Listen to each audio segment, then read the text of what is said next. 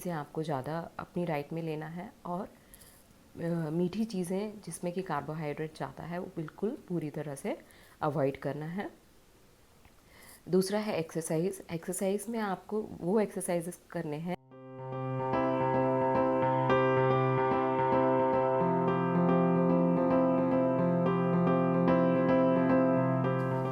Hello everyone, I am doctor Sarika Jaiswal, practicing gynaecologist in Indore.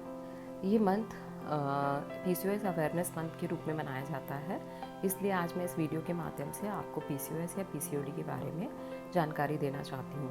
PCOS, जिसे पहले PCOD कहा जाता था, यह एक कंडीशन है जिसपे हमारी बॉडी में हार्मोन्स असंतुलित हो जाते हैं, इम्बैलेंस हो जाते हैं। इसे सिंड्रोम इसलिए कहा जाने लग गया है क्योंकि इसमें हमारी बॉडी के मल्टीपल सिस्टम्स इन्वॉल्व होते हैं। किस तरह के हार्मोन्स इसमें इम्बैलेंस होते हैं ये मैं आपको समझाना चाहती हूँ। ओवरी से, हमारे अंडाशय से महीने में 1 या 2 एग्स निकलते हैं, और कुछ फीमेल सेक्स हार्मोन्स जिन्हें एस्ट्रोजन एंड प्रोजेस्टेरोन कहा जाता है ये निकलते हैं, और बहुत ही थोड़ी मात्रा में मेल सेक्स हार्मोन्स जिन्हें कि एंड्रोजन्स कहा जाता है ये भी रिलीज़ होते हैं। लेकिन पीसीओएस के केसेस में मेल सेक्स हार्मोन्स का सिक्रीशंस ओवरी से बढ़ जाता है, जिसकी वजह से बॉडी में इनके साइड इफ़ेक्ट्स दिखाई देते हैं, जैसे कि पीरियड्स इरेगुलर होना, वेट गेन होना, हर्सुटिज्म मतलब अनचाही जगहों पे बाल आना, जैसे दाढ़ी मूंछ में बाल आना, नॉर्मल बालों का झड़ना, ये मुहासे, ये सारी चीज़ें पीसीओएस में दिखाई देती हैं।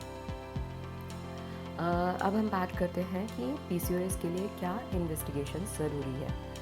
सबसे इम्पॉर्टेंट इन्वेस्टिगेशन होता है सोनोग्राफी, पेल्विक सोनोग्राफी। पीसीओएस का एक टिपिकल पैटर्न होता है जिसमें कि ओवरीज में 10 या 10 से ज़्यादा फॉलिकल्स पेरिफेरी में नेकलेस पैटर्न में अरेंज होते हैं। इसकी वजह यह है कि पीसीओएस में ओव्यूलेशन मतलब एग नहीं निकलता है, जिसकी वजह से ये फॉलिकल्स मैच्योर नहीं होते और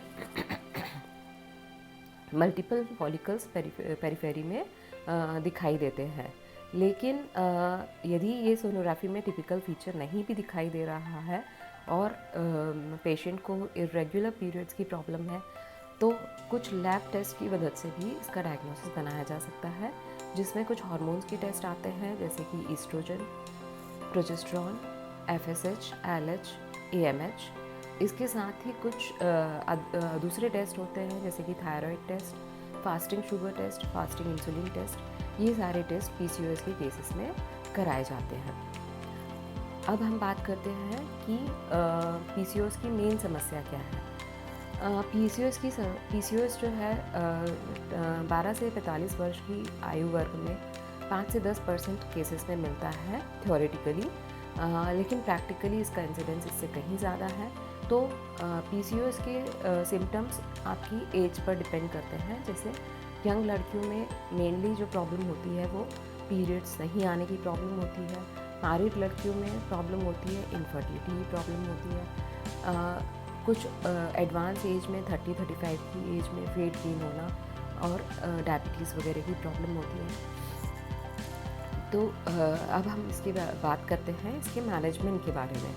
तो पीसीओएस के मैनेजमेंट में सबसे इम्पॉर्टेंट आपको समझना ये है कि डॉक्टर से ज़्यादा रोल आपका है।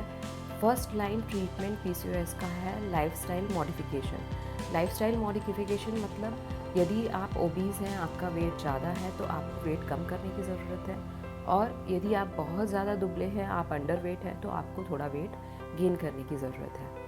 तो लीन पीसीओएस मतलब दुबले पीसीओएस से ज़्यादा ओबीस मोटे पीसीओएस का इंसिडेंस ज़्यादा है।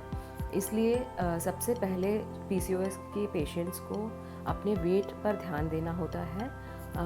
उसके लिए आपको डाइट और एक्सरसाइज दोनों ही इम्पॉर्टेंट है। डाइट में आपको भूखा नहीं रहना है, बस आपको डाइट को मॉडिफाई करना है। मॉडिफाई इन द सेंस कि जंक फूड बिल्कुल अवॉइड करना है। Pizza, burger, cold drinks, chocolate, ice cream आपको बिल्कुल बंद करना है। इसके बदले में आपको हेल्दी डाइट लेनी है।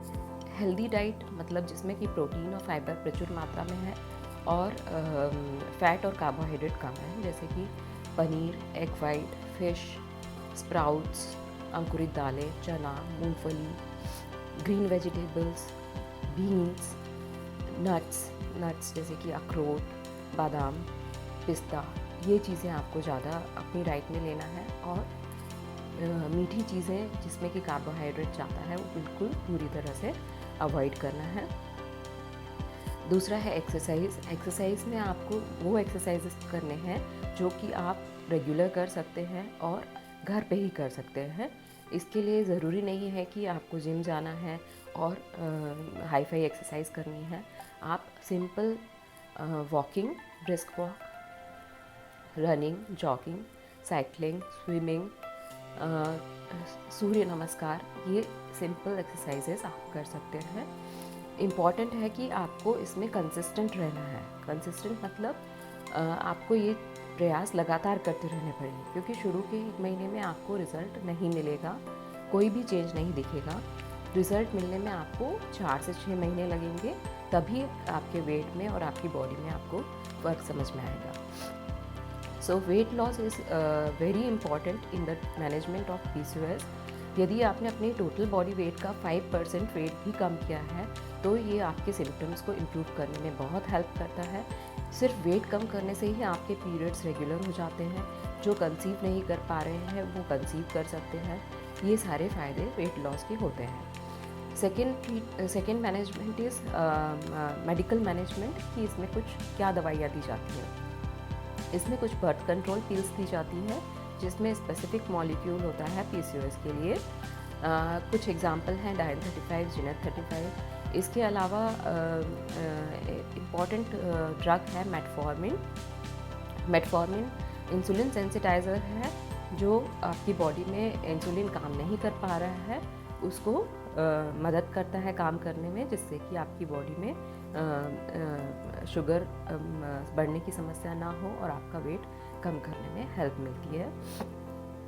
कभी कभी यदि अनवांटेड हेयर्स की समस्या जाता है तो हमें लेज़र ट्रीटमेंट की हेल्प लेनी पड़ती है। लेज़र के द्वारा हेयर रिमूव किए जाते हैं और कुछ एंटी एंड्रोजन ड्रग्स जैसे कि स्पाइनोलेक्टोन, फ्लूटामाइड वगैरह दिया जाता है।